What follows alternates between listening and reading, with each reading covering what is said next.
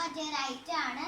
അപ്പോൾ ദാണ്ടെ അതിൻ്റെ 2 കുക്കുംബർ, ഒരു മാതള നാരങ്ങ, ഒരു ആപ്പിള്, മുന്തിരി, പിന്നെ ദാണ്ടെ ഒരു ഐസ്ക്രീമാണ് എടുത്തിട്ടുള്ളത്.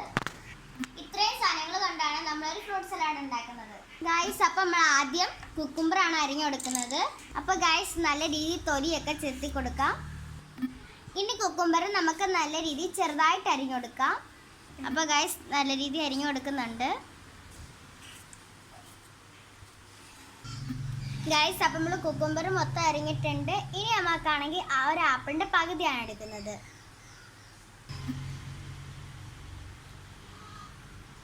അപ്പം ഗൈസ്, അപ്പം ആപ്പിൾ മൊത്തം അരിഞ്ഞിട്ടുണ്ട്. ഗൈസ്, ഇനി നമുക്ക് മുന്തിരി അരിഞ്ഞു കൊടുക്കാം.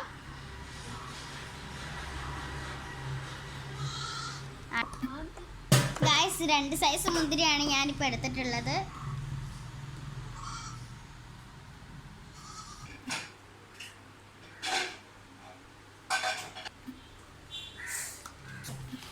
ഗൈസ്, ഇനി നമുക്ക് മാതളം പൊളിച്ചിടാം.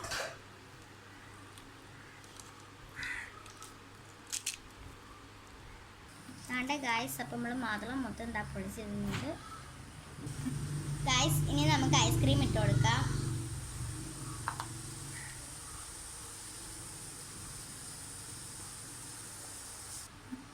ഐസ്ക്രീം ഇട്ടിട്ടുണ്ട്. ഇനി നമുക്ക് നല്ല രീതിയിൽ ഇളക്കി കൊടുക്കാം. ഗൈസ്, ഇളക്കി കഴിഞ്ഞിട്ട്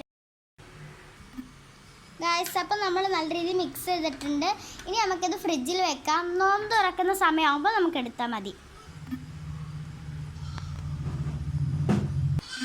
അപ്പം നമ്മുടെ ഫ്രൂട്ട് സലാഡ് റെഡി.